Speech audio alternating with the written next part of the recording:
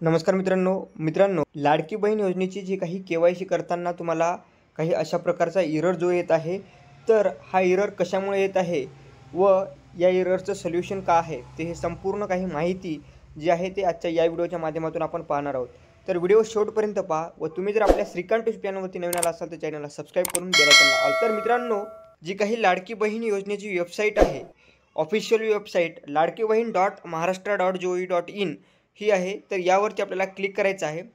त्यानंतर या ठिकाणी तुम्ही स्क्रॉल केल्यानंतर तुम्ही पाहू शकता मुख्यमंत्री माझी लाडकी बहीण योजनेचा लाभ KYC प्रक्रिया पूर्ण करण्यासाठी येथे क्लिक करावे।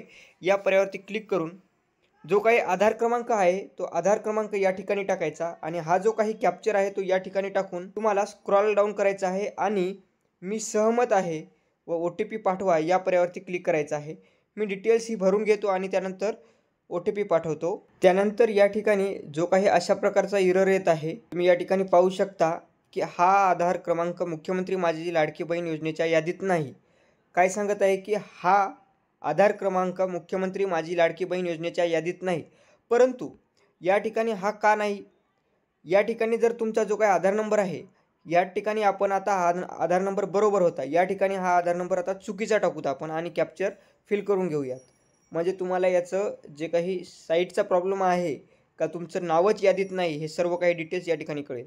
आता मी चुकीचा आधार नंबर टाकलेला आहे आणि OTP पाठवा या पर्यायावरती क्लिक केलं तर या ठिकाणी एरर काय आलेला आहे, सदर आधार क्रमांक योजनेच्या पात्र यादीत समाविष्ट नाही। आणि तेव्हाचा एरर काय होता, तर हा आधार क्रमांक मुख्यमंत्री माझी लाडकी बहीण योजनेच्या यादीत नाही, म्हणजे तो समाविष्ट नाही आणि हा जो आहे तो योजनेच्या यादीत नाही। म्हणजे हा जो प्रॉब्लेम आहे तो साईटचा प्रॉब्लेम आहे। हा प्रॉब्लेम रात्रशा सॉल्व्ह होत आहे। म्हणजे तुम्ही जर करता 1 ते 2-3 रात्री या दरम्यान जर KYC करत असाल तर तुमची KYC जी आहे ती सक्सेसफुल होईल।